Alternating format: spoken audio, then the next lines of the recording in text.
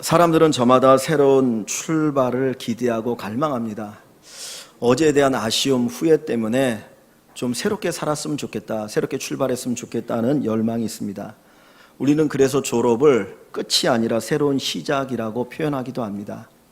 하나님께서도 저와 여러분들이 새롭게 출발하는 것을 기뻐하십니다. 새롭게 출발할 수 있는 기회를 주십니다. 그래서 하루가 새로운 하루가 되어지고 한 주간을 맞이하게 하시고 한 달을 새롭게 맞이하고 한 해를 새롭게 맞이합니다. 그래서 우리가 하루를 시작할 때 새로운 결심을 하고 한 주를 시작할 때 새로운 결심을 하고 한 달을 시작할 때 또는 한 해를 시작할 때 새로운 결심을 하게 됩니다. 여러분들 새로운 시작을 위한 결심과 결단을 하지만 정말 새롭게 살고 있습니까? 내가 결단하는 것만큼 새로운 삶을 살아가고 있는가 하는 것입니다. 제가 중학교 때 시험을 봤는데 성적이 그 전 시험보다 떨어졌어요. 근데 담임선생님이 성적이 떨어진 사람들은 1등이라 떨어지면 야구방망이로 때리더라고요. 그래서 맞고 집에 와서 내가 결단을 했습니다. 내가 새롭게 열심히 공부하겠다. 그리고 혈서를 한번 써봤습니다. 근데 며칠 갔을까요? 며칠 못 가더라고요. 내가 결단한다고 해서 새로운 삶이 시작되는 게 아닙니다. 그래서 작심 3일이란 말이 있어요. 내가 결단한다고 해서 내 인생에 새로운 삶이 펼쳐지는 것 아닙니다. 아마 여러분들도 나도 정말 새롭게 믿음 생활 해봤으면 좋겠다, 내가 새롭게 뭔가를 이뤄봤으면 좋겠다, 그런 간절한 마음이 우리에게 있죠. 근데 뒤돌아보면 변함이 없는 경우가 많아요. 왜 그렇습니까? 새로운 삶에는 반드시 하나님의 은혜가 필요합니다. 하나님이 우리에게 은혜 주셔야 새로운 출발을 할 수 있고 새로운 삶을 살 수 있지, 하나님의 은혜가 없으면 그냥 매번 결단하고 포기하고 결단하고 포기하는 반복되어지는 삶을 살게 됩니다. 오늘 본문에 보면 하나님께서 이스라엘 백성들에게 새로운 삶을 열어주십니다. 이스라엘은 나라가 멸망했습니다. 바벨론이라고 하는 거대한 나라에 멸망을 당하고 왕족과 귀족과 지식 있는 사람들은 포로로 끌려갔습니다. 아무런 희망이 없는 그 나라에 하나님이 새로운 희망을 주시고 새로운 출발을 하게 하시는데, 그들이 고국 유다 땅으로 돌아와서 성전을 짓게 되는 놀라운 은혜를 하나님이 베풀어 주시는 것을 볼 수 있습니다. 오늘 본문 속에서 새로운 출발을 위한 하나님의 은혜가 뭔가 몇 가지 한번 생각해 보기를 원합니다. 첫째, 새롭게 출발하기 위해서는 하나님의 은혜가 필요한데 말씀의 응답, 말씀의 임재가 있어야 합니다. 자, 1절 말씀 앞부분 한번 봅니다. 1장 1절 바사왕 고레스 원년에 여호와께서 예레미야 입을 통하여 하신 말씀을 이루게 하시려고.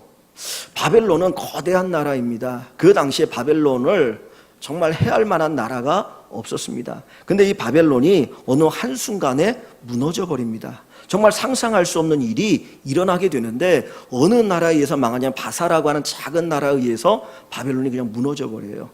바사왕 고레스가 무혈 입성합니다. 그 수도 바벨론 성에 그냥 성문이 활짝 열린 가운데 사람들의 환영을 받으며 무혈 입성하여서 그 바벨론을 함락시키고 자기가 그 당시에 거대한 제국의 왕이 되어져요. 이 일로 인하여 유다 백성들이 고국으로 돌아가게 되어지고 새로운 삶을 출발하게 되는 것입니다. 이 당시에 유대인들은 정말 고국에 돌아간다고 하는 것을 상상할 수가 없었습니다. 왜? 그 당시에 바벨론 거대한 나라였고, 그리고 유다 땅에는 지식인이 아무도 없어요. 거긴 정말 천한 사람들만 거기에 포도 농사를 하게 하고 거기서 살게 했습니다. 그러니까 독립운동을 할 수가 없는 거예요. 우리나라가 36년 동안 일본의 통치를 받았잖아요. 근데 막판에 가서 왜 그 지식인들이, 민족을 그렇게 사랑한 지도자들이 다 변절했습니까? 희망이 없어 보인 거예요. 일본에 의해서 독립할 만한 가능성을 보지 못했기 때문에 그냥 다 내려놓은 거죠. 그런데 36년 만에 갑자기 광복이 되어지고, 그러고 나서 그분들이 친일파라고 하는 정말 오명을 쓰는 비극을 맞이하게 되잖아요. 사실 이 이스라엘은 그것보다 더 어려운 상황입니다. 아무런 희망을 볼 수 없을 때에 이 고레스라고 한 사람이 일어나서 바벨론을 함락시키고 왕이 되면서 너희는 고국으로 돌아가라 하게 되어집니다. 그런데 놀라운 것은 오늘 본문의 1절에 다시 보시면 뭐라고 얘기했냐면, 바사왕 고레스 원년에 여호와께서 누구의 입을 통하여 하신 말씀을 이루셔요? 예레미야 선지자의 입을 통해서 하신 말씀을 이루신다 그랬습니다. 이 말씀은 에레미야 25장과 29장에 나오는 말씀인데 25장에는 바벨론이 70년이 되면 망할 것이다. 그리고 29장에는 70년이 되어지면 이제 이스라엘 백성들이 고국 땅으로 돌아가리라 하는 예언을 하나님이 주셔요. 그 예언의 말씀이 이루어지는 거예요. 그러니까 이스라엘이 새로운 출발할 수 있었던 것은 하나님의 말씀이 그들에게 있었기 때문입니다. 하나님의 말씀이 있지 않으면 그들은 새로운 출발을 할 수가 없었던 거예요. 이 나라가 망하기 전에 하나님은 예레미야를 통해서 이미 예언을 하셨어요. 그런데 더 놀라운 것은 이사야 41장과 45장에 보면은 고레스라고 하는 이름을 하나님이 거명하시면서 그를 내 종이라고 이야기합니다. 내가 고레스 왕을 통해서 열방을 무너뜨리리라. 그래서 회복되어질 것을 예언하고 계셔요. 이사야 선지자가 사역했던 시기는 지금 이때부터 약 250년 전입니다. 250년 전 이미 고레스가 이 땅에 태어나기도 전에 하나님은 고레스라고 하는 이름을 이야기하시고 그를 세워서 이스라엘을 회복시킬 것이다, 새롭게 시작하게 하실 것이다 말씀하셨는데 그 말씀이 이루어진다라는 겁니다. 여러분, 하나님의 말씀이 우리에게 있어야 새로운 출발이 가능합니다. 내가 결단하고 결심해도 우리에게 하나님의 말씀이 없으면 우리는 새로운 출발을 할 수가 없게 되는 거예요. 새로운 인생, 다른 인생을 살 수가 없습니다. 여러분들이 너무나 잘 아는 선지자 가운데 다니엘 선지자 아시죠? 다니엘 하면 여러분 뭐가 생각납니까? 사자굴에 던져진 다니엘. 기도하지 말라 그랬는데 창문을 활짝 열어놓고 예루살렘을 향해서 하루에 3번씩 기도하다가 사자굴에 던져졌는데 기적이 일어나서 머리털 하나 상하지 않고 오히려 다니엘을 죽이려 했던 자들이 사자밥이 되었다. 여러분 그 이야기 아시잖아요. 그런데 여러분 한번 생각해 보십시오. 여러분 같으면 그렇게 기도하겠습니까? 너희들이 30일 동안만 어떤 신에도 절하지 말고 왕을 섬겨라. 사실 다니엘을 지금 죽이려고 하는 음모가 펼쳐지고 있거든. 다니엘도 알아요. 그런데 다니엘은 창문을 열어놓고 기도를 해요. 왜 그런가? 다니엘서 9장에 보면 에레미야로 하신 말씀을 깨달았더라 하는 말이 나와요. 그 얘기 뭐냐면 에레미야 25장과 29장에 70년이 차면 고국으로 돌아가게 될 것이라는 말씀을 깨달아서 그 말씀을 놓고 기도하는 거예요. 내가 죽어도 나 하나 죽어도 하나님의 말씀이 이루어지길 원하는 마음으로 사자밥이 되어도 좋다. 나는 예루살렘을 향해서 기도한다. 그 기도를 드리는 겁니다. 하나님의 말씀이 임한 사람은 달라집니다. 하나님의 말씀이 임한 사람은 삶이 달라지고 삶의 변화가 일어나기 시작합니다. 우리 안에 하나님의 말씀이 있어야 합니다. 아브라함의 인생을 딱 절반으로 나눠서 이전과 이후 이렇게 구분할 수 있어요. 아브라함이 153세를 살았습니다. 그런데 그 아브라함의 인생을 절반을 딱 나누면 75세로 나눌 수 있거든요. 75세 이전은 자기를 위한 삶이었어요. 근데 75세 이후는 복의 근원으로 살아갑니다. 그래서 너로 인하여 모든 민족이 복을 받을 것이라, 내 이름을 창대하게 하리라, 네가 큰 민족을 이룰 것이다, 이 땅을 너에게 주리라, 그 약속을 받는데 그 약속으로 인하여 새로운 삶이 어떻게 되느냐? 하나님의 말씀이 그에게 임하니까 가능한 거예요. 말씀이 임하기 전에는 자기 인생을 살았어요. 자기 중심으로 살았어요. 그 멸망의 땅 갈대아 우르에 살았어요. 그런데 하나님의 말씀이 임하니까 그는 새로운 삶을 향하여 출발하게 되어집니다. 여러분의 마음속에 하나님의 말씀이 임하면, 하나님의 말씀이 있으면 우리는 새롭게 살 수 있어요. 하나님의 말씀 여러분 안에 있습니까? 내 생각을 가지고 살아가고 계십니까? 에스겔 31장에 보면 마른 뼈의 환상이 나오죠. 어느 큰 골짜기에 마른 뼈들이 가득합니다. 이미 죽은 지 오래되어서 그 뼈를 만지기만 해도 다 부서질 정도의 아주 오래된 뼈들. 그런데 하나님 말씀이 거기 임하니까 그 뼈가 붙고 거기에 힘줄이 붙고 살이 붙고 사람이 되어지고 큰 군대가 되었다 그랬어요. 하나님의 말씀이 임하니까 마른 뼈 같은 인생인데, 아무런 소망이 없는 인생인데 하나님의 말씀이 임하면 놀라운 역사가 일어납니다. 내가 예수 믿는데 내 안에 하나님 말씀이 있습니까? 천지를 창조하신 그 하나님의 말씀, 지금도 살아 움직여 역사하신 그 말씀이 내 안에 있으면 새로운 인생을 살아요. 다른 인생을 살 수 있어요. 그러나 말씀이 없으면 우리는 어제와 오늘이 달라질 수가 없는 겁니다. 자동차든 배든 비행기든 그것을 운행하기 위해서는 조종석이 있고 조종사가 있어야 되죠.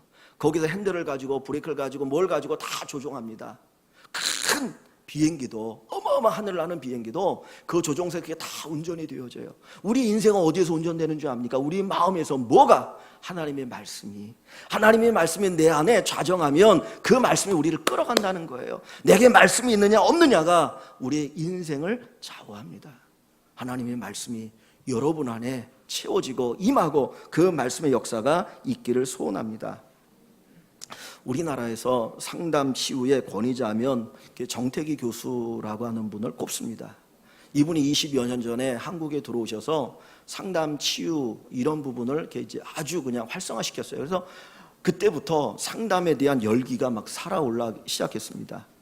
근데 이분이 어떤 분이었냐면 신학을 공부하신 분이지만 아주 열등감에 빠져 있었다 그래요. 이제 본인의 표현에 의하면 별로 그분이 잘 안 생겼어요.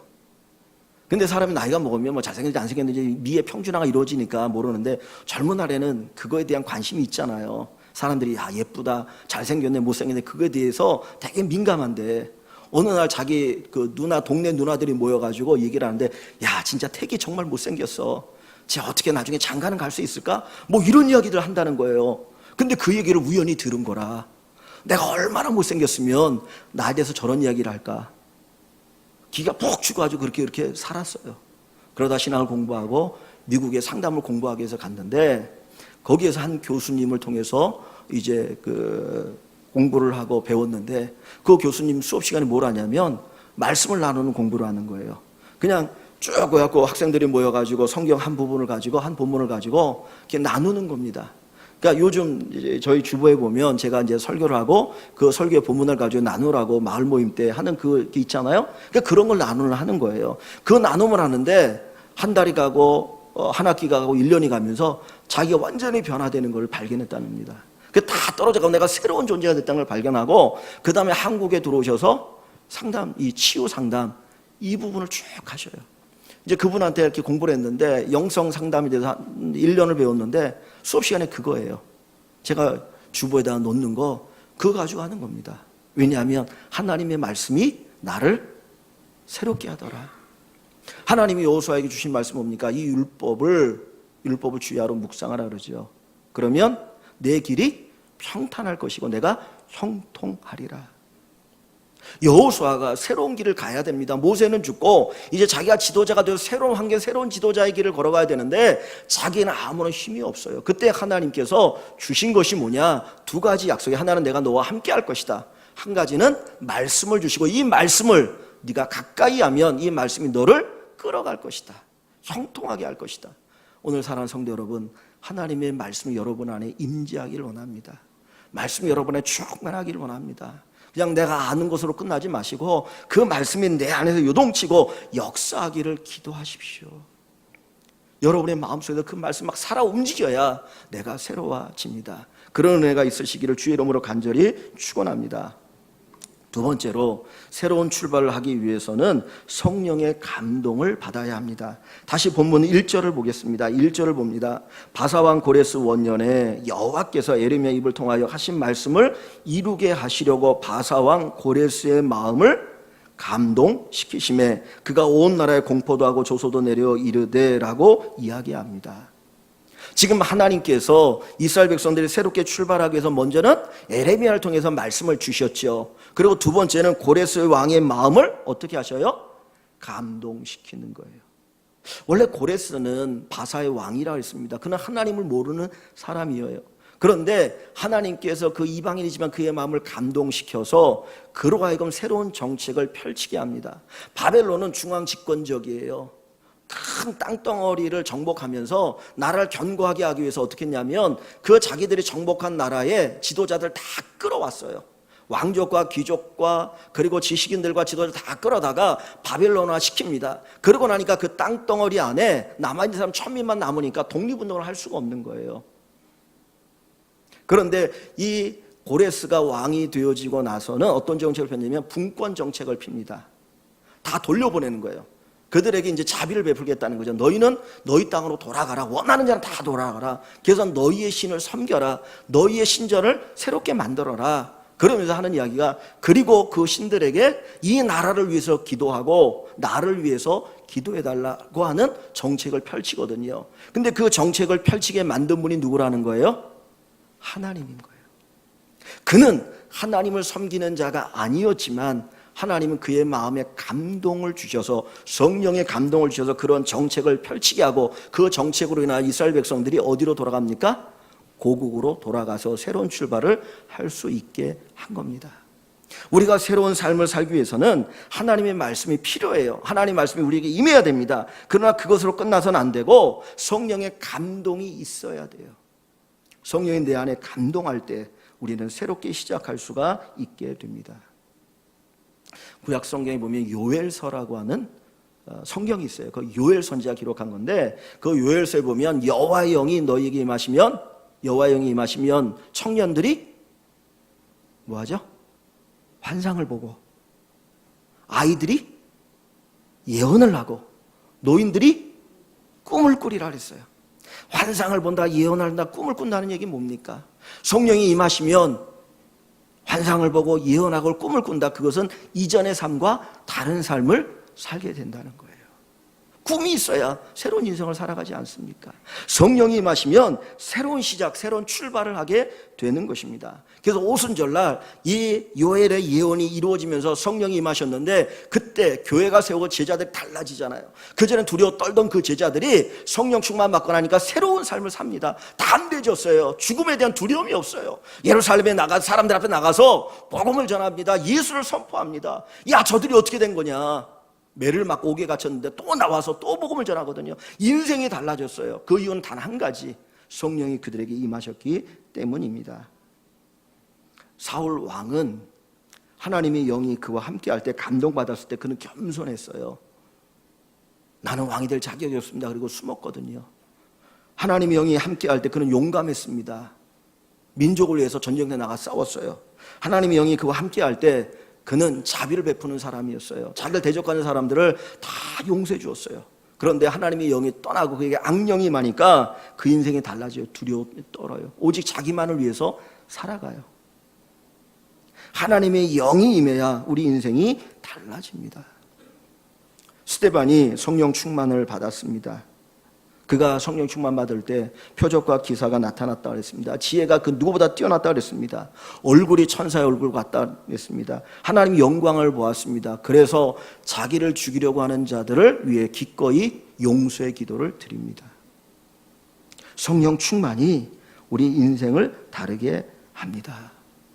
성령 충만 받아야 됩니다. 성령의 감동 가운데 살아가실 수 있기를 바랍니다. 우리 사람을 끌어가는 힘이 두 가지가 있습니다. 하나는 육신의 정욕이고 또 다른 하나는 성령의 감동이에요. 육신의 정욕은 철저하게 자기를 위해 삽니다. 자기의 영광을 위해 삽니다. 자기의 성공을 위해 삽니다. 자기의 안위를 위해 삽니다. 자기가 평안하기 위해 삽니다. 오직 나가 중심이에요. 그런데 성령의 충만함을 받으면, 하나님의 감동을 받으면 하나님의 영광을 위해 살아가게 되어지고, 다른 사람 보는 눈이 생기게 되어지고 달라져요. 여러분을 이끌어가는 힘이 뭡니까? 육신의 정욕입니까? 성령의 감동입니까? 겉으로 볼 때는 거대하고 위대한 일일지라도 그 동기가 육신의 정욕이라면 하나님 보실 때 하찮은 일이에요. 그런 아주 작고 보잘것없는 일일지라도 성령의 감동을 따라 행한 일이라면 하나님 앞에 아주 가치 있고 귀하고 소중한 일이고 하나님 놀라운 칭찬이 있는 겁니다. 주님 보시는 것은 내가 성령의 감동을 따라 살고 있는가 하는 겁니다. 여러분, 영적인 사람이 되어야 새로운 삶을 시작할 수가 있습니다. 토저라고 하는 위대한 분이 계신데, 미국의 아주 훌륭한 목사님이죠. 그분이 여러 권의 책을 저술했고 우리나라에 많이 번역되어 나와 있는데, 그분이 영적인 사람의 특징에 대해서 6가지를 이야기합니다. 첫째, 영적인 사람은 행복해지는 것을 갈망하기보다 거룩해지는 것을 갈망한다. 둘째, 영적인 사람은 일시적으로 불명예를 당하거나 손해를 당할지라도 자기의 생애를 통해서 하나님께 영광 돌리기를 원한다. 셋째, 영적인 사람은 자기의 십자가를 기꺼이 짊어진다. 네 번째, 영적인 사람은 하나님이 보시는 관점으로 모든 것을 바라본다. 다섯 번째, 영적인 사람은 잘못 살기보다는 바르게 죽는 것을 선택한다. 여섯 번째, 영적인 사람은 자기가 큰 대가를 치룰지라도 다른 사람이 믿음으로 살고 믿음이 자라는 것을 소원한다. 여러분 영적인 사람이십니까? 여러분이 성령의 감동을 따라서 새로운 삶이 여러분의 삶에 펼쳐질 수 있기를 간절히 축원합니다. 세 번째로 새로운 출발을 위해서는 하나님의 영광을 구해야 합니다. 오늘 본문 다시 1절과 2절을 봅니다. 1절과 2절. 바사왕 고레스 원년에 여호와께서 에레미야 입을 통하여 하신 말씀을 이루게 하시려고 바사왕 고레스의 마음을 감동시키심에 그가 온 나라에 공포도 하고 조소도 내려 이르되 바사왕 고레스는 말하노니 하늘의 하나님 여호와께서 세상 모든 나라를 내게 주셨고 나에게 명령하사 유다 예루살렘의 성전을 건축하라 하셨나니 라고 얘기합니다. 지금 이제 이스라엘 백성들이, 유다 사람들이 고국으로 돌아가 새로운 삶을 살 수 있는 기회가 주어졌는데 무엇 때문이에요? 돌아가서 뭘 하라는 거예요? 성전을 건축하라는 거예요. 성전을 건축하라. 하나님이 이들로 하여금 새로운 삶을 출발할 수 있는 기회를 주시는데 그 목적이 있어요. 성전을 건축하라는 거예요. 성전을 건축하라. 성전에 뭐가 이루어집니까? 하나님을 예배하잖아요. 하나님의 영광을 갈망하는 거잖아요. 그런데 성전이 무너진 거는 하나님의 영광이 무너진 거예요. 여러분 한번 생각해 보십시오. 하나님이 온 우주의 왕이고 온 세상의 왕이시고 모든 걸 다 다스린다고 하는데 자기를 예배하는 그 성전이 무너졌다. 얼마나 큰 수치입니까? 그러니까 하나님께서 이스라엘 백성들이 악을 행할 때 그들을 깨닫게 하시기 위해서 하나님 자신이 그런 수치를 당하는 거예요. 그게 뭐냐면 결국 예수님이 십자가 달려 죽으시는 거예요. 하나님이 어떻게 십자가 달려 죽을 수 있습니까? 가장 천한 죽음이고 비참한 죽음인데 그럼에도 불구하고 우리를 살리기 위해서 그런 죽음을 당하시는 거거든요. 그러니까 성전이 파괴지는 것과 비슷한 거예요. 그런데 이들이 가나안 땅에 다시 돌아가게 되면 뭘 하라고요? 성전을 건축하라. 그 얘기는 다시 하나님의 영광을 회복하는 일을 하라는 겁니다. 새로운 삶은 어디에 시작되느냐? 하나님의 영광을 구할 때 새로운 삶을 살 수 있어요. 나의 영광을 위해서, 나의 욕심을 위해서 사는 것은 새로운 출발이 되지 않아요. 그런데 내가 하나님의 영광을 위하고자 할 때 하나님의 말씀이 우리에게 임합니다. 성령의 감동이 있습니다. 그리고 주의 영광을 위해서 살아가게 됩니다. 많은 사람들이 나의 삶의 회복을 원해요. 정말 내가 회복됐으면 좋겠다. 좀 변화됐으면 좋겠다. 조금 더 나아졌으면 좋겠다. 너무 힘들고 어렵다. 근데 그 삶의 회복은 어디에 시작되느냐? 분명한 순서가 있어요. 하나님의 영광의 회복에서 시작되는 거예요. 하나님의 영광이 가리워지면 우리의 영광도 없어요.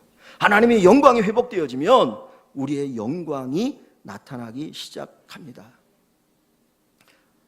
아담이 에덴 동산에 살잖아요. 그런데 그는 하나님의 영광을 구하지 않고 자기의 영광을 구했어요.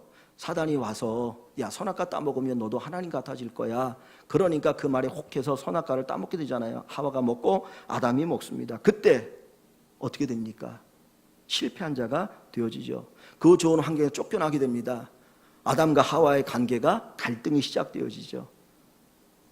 아담은 하와에게, 하와는 뱀에게 핑계를 대며 서로 갈등하죠. 그리고 더 무서운 것은 아들을 죽이는 살인사건이 일어나게 되어져요. 하나님의 영광을 구하지 않고 자기 영광을 구할 때 그의 삶은 피폐해졌습니다. 오늘 우리가 하나님의 영광을 구해야 우리의 삶에 놀라운 역사가 일어나게 되어집니다. 회복이 일어납니다. 내가 하나님의 영광을 구하며 살아가고 있습니까? 세상은 우리에게 착한 사람이 되기를 원합니다. 예수 믿으면 착해야지, 착한 사람이 해야지. 맞는 얘기예요. 그러나 우리는 착한 사람이 되는 것으로 끝나는 것이 아니라 하나님의 영광을 구하는 사람이 되어야 해요. 때로는 그것 때문에 오해를 사고 박해를 당할지라도 하나님의 영광이 우리의 삶의 목적이 되어지면 주님이 우리를 새롭게 해주시는 놀라운 은혜를 경험하게 되어집니다. 어떤 호스피스 병원에 입원하신 한 아주머니가 있습니다. 여러분 호스피스 병원은 어떤 곳입니까? 거기 입원하는 환자들은 일반적으로 말기암 환자잖아요. 죽음을 얼마 남겨놓지 않은 죽음을 기다리는 분들이 호스피스 병원에 입원하는데 한 아주머니가 거기에 입원했습니다.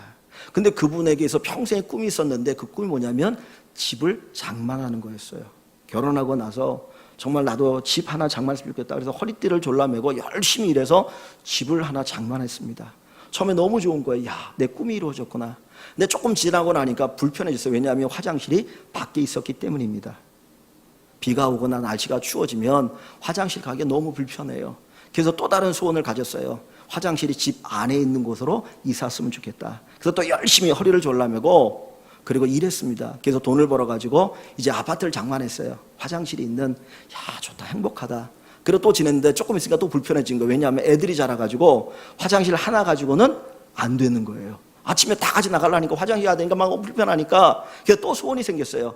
화장실 2개 있는 집으로 이사 왔으면 좋겠다. 또 열심히 허리띠를 졸라매고 일했습니다. 먹지 않고 입지 않고 일했습니다. 그래서 이제 드디어 화장실 2개 있는 아파트로 이사했는데 몸에 이상이 와서 병원에 갔더니 말기암입니다. 그래서 그분이 병원에 입원했습니다. 이 호수병원에 입원해서 자기의 삶을 뒤돌아보니까 자기 인생에 딱 3글자로 이렇게 표현되더래요. 3글자. 뭔지 아세요? 화장실. 화장실을 위해 살았던 거예요. 인생의 목적이 화장실이었던 거예요. 조금 더 좋은 화장실에서 사는 것이 그의 목적이었는데 결국은 그냥 그거 얻고 인생이 끝나는 비극으로 맞게 되어진 겁니다. 여러분의 인생의 목적은 무엇입니까? 뭘 위해서 사십니까? 이루면 행복할까요? 조지 맥도날드라고 하는 영국의 작가가 있습니다. 이분이 젊었을 때 정신적으로 아주 힘들고 어려워서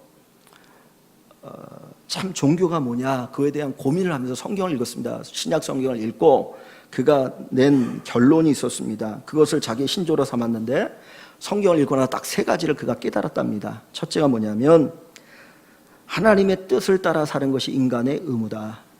인간의 의무는 하나님의 뜻을 따라 사는 것이다. 2번째는 하나님의 뜻을 따라 사는 자들을 지켜주시는 것이 하나님의 의무다. 첫째가 하나님의 뜻을 따라 사는 것이 인간의 의무다. 2번째는 하나님의 뜻을 따라 사는 사람을 지켜주시는 것이 하나님의 의무다. 3번째 결론입니다. 그러므로 이제는 아무것도 두려워할 것이 없다. 그것이 그가 발견한 성경의 진리였답니다. 그래서 평생 이것을 자기의 신조로 삼고 살았다는 거예요.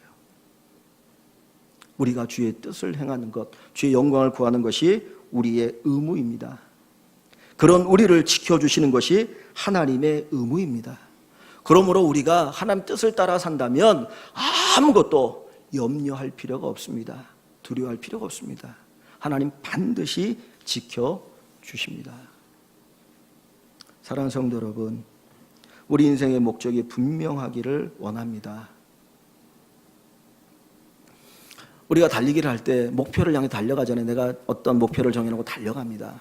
그런데 눈을 가리고 앞으로 똑바로 달려갔습니다. 실험을 했는데 내가 딱 나름대로 마음을 정하고 목표를 앞으로 똑바로 달려갔는데 나중에 보니까 어떤 결과였냐면 빙글빙글 돌아간다는 거예요. 나는 분명히 똑바로 달려간 것 같았는데 나중에 보니까 계속해서 어떤 지점을 중심으로 해서 계속 이렇게 빙글빙글 도는데요. 하나님의 영광이 목적이 아니면 우리 인생은 계속해서 도는 인생이 되는 거예요. 방황하는 인생이 됩니다. 이스라엘 백성들이 광야에서 방황한 것처럼 그런 방황의 인생을 살 수가 있게 되어져요. 내 인생의 목적이 하나님의 영광이 되길 원합니다. 그래서 로마서 12장 1절 2절에 구원받은 너희들은 너희 몸을 하나님 기뻐하는 거룩한 산제물로 드리라. 이는 너희가 드릴 영적 재산이라. 너희는 이 세대를 본받지 말고 너희 마음을 새롭게 함으로 하나님 기뻐하시고 선하시고 온전한 뜻이 무엇인지 분별하도록 하라 그랬습니다. 하나님의 영광, 그것을 위해서 우리가 살아갈 때 우리가 새로운 출발할 수 있고 우리의 삶에 놀라운 하나님의 은혜가 임하게 되어집니다. 저와 여러분들이 이제 여름이 지나가고 새로운 가을이 다가옵니다. 아침에 일어나면 선선하더라고요. 창문을 활짝 열고 나면 정말 춥다라는 생각이 들 때가 많이 있습니다. 하나님이 우리에게 왜 새로운 계절을 맞이하게 하십니까? 새로운 출발을 할 수 있는 기회를 주시는 거예요. 신앙의 새로운 출발이 있길 원합니다. 여러의 삶에 새로운 출발이 있길 원합니다. 내가 결단한다고 되는 게 아니고요. 하나님의 말씀이 우리 안에 임해야 합니다. 성령의 감동을 받아야 됩니다. 하나님의 영광이 우리의 목적이 되어야 합니다. 그런 삶이 여러분에게 펼쳐지고 정말 여러분이 후회 없는 하나님 앞에 정말 잘 살았다고 인정받는 우리 모든 일광의 식구들, 성도 여러분 되시기를 주의 이름으로 간절히 축원합니다.